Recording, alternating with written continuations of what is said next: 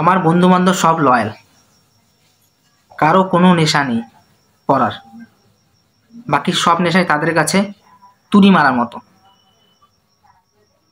এদিকে আমার পড়াশোনা প্রচুর ভালো, সবসময় 100% মার্কস পেতাম সব সাবজেক্ট মিলে।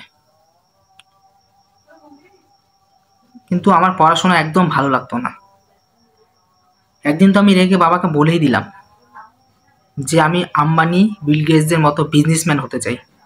আমার কথা শুনে বাবার চোখে জল চলে আসলো, কারণ মা পাশে পেঁয়াজ কাটছিল। বাবা আমাকে একটা চড় মেরে বলল, আমি জানি লাইফে তুই কিচ্ছু করতে পারবি না।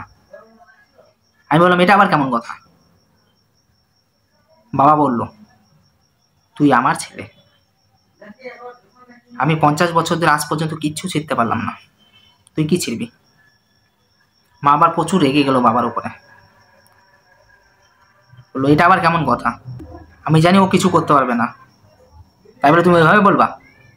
আমার মা ঘাড়ে এভাবে হাত রেখে আমাকে বলল, তুই পারবি, শুধু তোর দ্বারাই হবে রিক্সা চালানো।